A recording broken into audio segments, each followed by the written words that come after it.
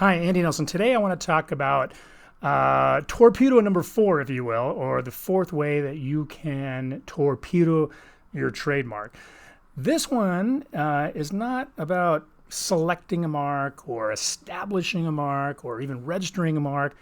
This torpedo here is basically sitting on your hands after you obtain a mark. And that's what a lot of folks do. They go through the process of adopting a mark, establish some rights, and then they may take it to the next level and register them, and then they don't do anything.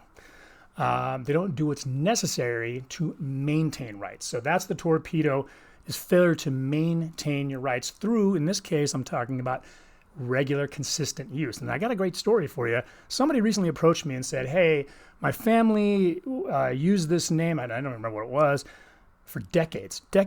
My grandfather, but he died and then we stopped using it. And about 25 years ago, someone else has recently used the mark in the last 5-10 years. I want to start using it. Can I do it? I mean, we're in a better position, right? Because we used it before. No, you're not. You know why? Because there was a cessation in use with really no intent to resume use, no bona fide intent, because it was just abandoned. Trademarks, in order to be protectable, have to be trademarks. And what I mean by that is they have to be used as trademarks. They have to be used in commerce, in connection with goods or services the correct way, not just in your head or here's my intent or what I kind of might want to do. Consumers have to experience them so they know they're trademarks. So they know they can use those marks to select goods and services and differentiate excuse me, one source from another source. So if trademarks aren't used, or if the use becomes super sporadic and scattered and incorrect, rights are going to be at risk, if not gone, especially, I mean, if somebody challenges them at some point. So that's what happens when you start adopting a mark, you establish a mark. If you want to maintain rights in that mark, you have to use it.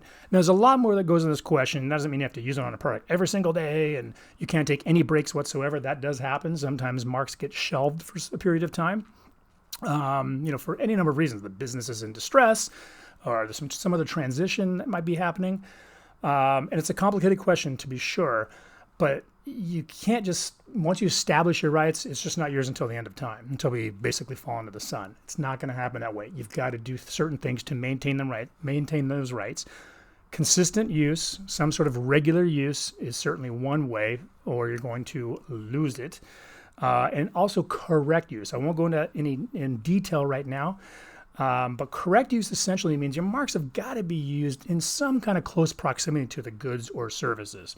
So, for example, if you're, maybe a bad example, but if you're just, for whatever reason, not using your marks on your product pack, if you have products, goods, on your packaging or on the goods themselves or in somehow close proximity, maybe on an e-commerce site, but at the point of purchase close to the product, so consumers will recognize it as being a trademark associated with the product, that's not going to be a correct use. If you just say, use them as social media handles or something like that, but there's really not a tighter connection to the product, it's probably not correct use. Same thing, similar for services. Services is, there's no product to put it on or packaging, but promotional materials, business cards, web pages, in close connection with the services described or at least referred to.